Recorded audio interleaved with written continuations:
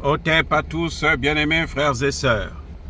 Viktor Orban, Premier ministre hongrois, actuellement président du Conseil de l'Union européenne, était à la fois, tour à tour, en Ukraine et en Russie. À Kiev, il a rencontré Volodymyr Zelensky et à Moscou, il a rencontré Vladimir Poutine. Il a dit à Zelensky qu'il est temps maintenant de faire la paix. Il faut négocier et être raisonnable dans les négociations. Parce que le territoire que la Russie a occupé là, ils ne vont pas vous les remettre. Ce n'est pas possible. Et ça, c'est perdu d'avance. Et cette guerre, tant que vous allez continuer cette guerre, eh bien, vous allez perdre encore plus de terrain. En tout cas, il y a eu un échange très houleux là-bas. Après, il s'est rendu à Moscou.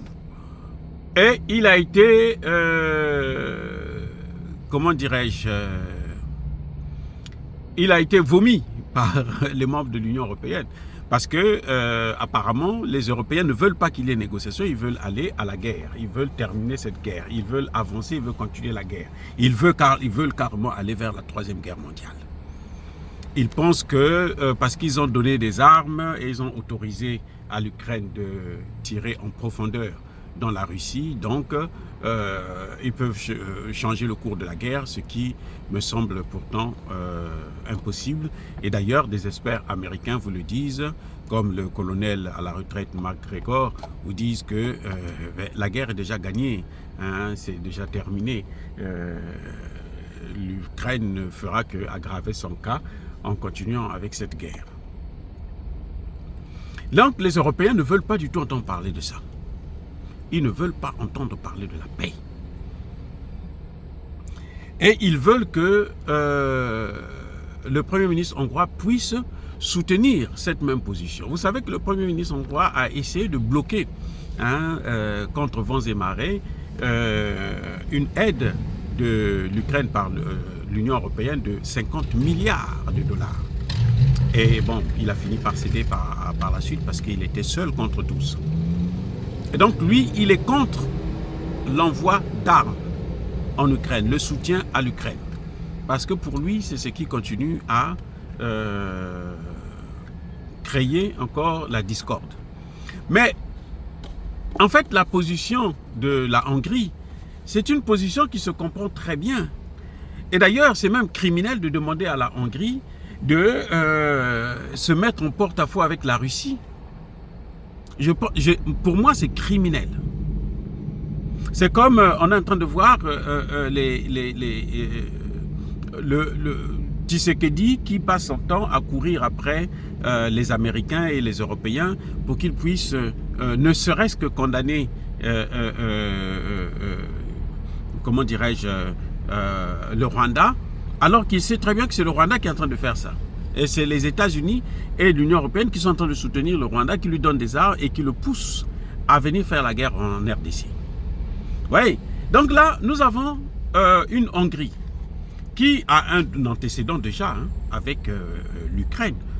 Parce qu'en Hongrie, il y a une minorité hongroise. En Ukraine plutôt, il y a une minorité hongroise qui est persécutée comme toute minorité, parce qu'en fait les Ukrainiens ce sont des racistes, ils ne supportent pas les autres minorités et ils les persécutent. Donc Viktor Orban, lui, il a toujours été contre l'Ukraine à cause de ce comportement. C'est d'ailleurs pour ça qu'il est le seul membre de l'Union européenne qui n'a jamais mis pied en Ukraine depuis le début de la guerre. Il n'est jamais parti en Ukraine.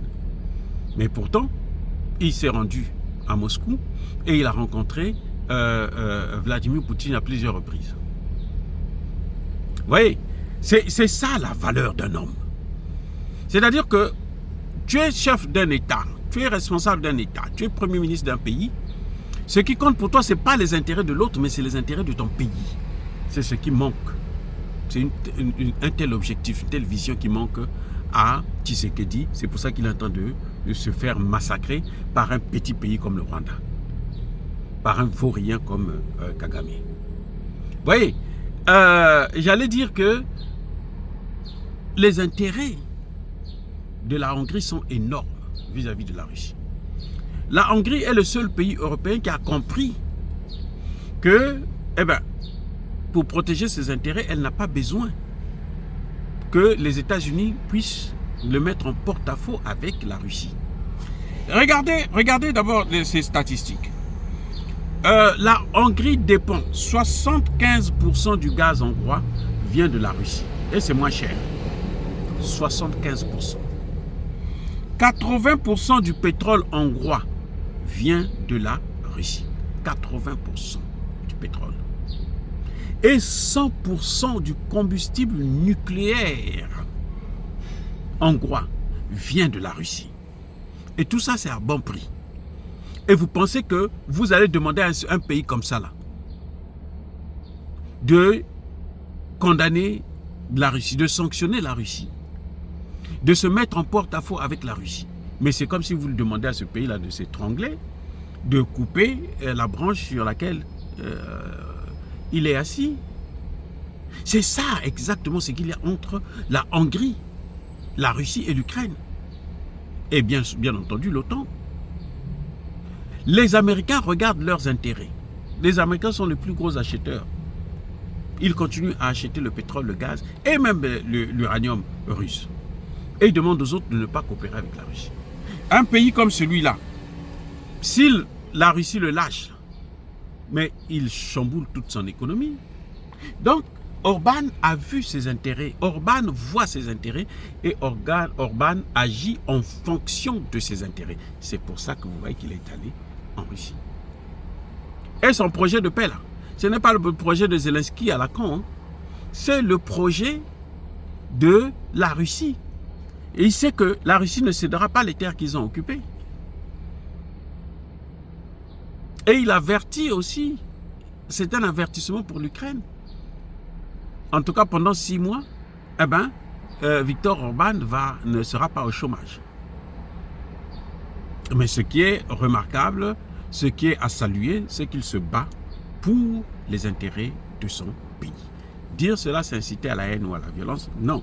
Yaba, colère, V, Yamalem. Encore une fois de plus, bien-aimés frères et sœurs, je persiste et je signe. Soyez bénis, abondamment bénis par le Dieu des Kémites et par nos ancêtres angélisés.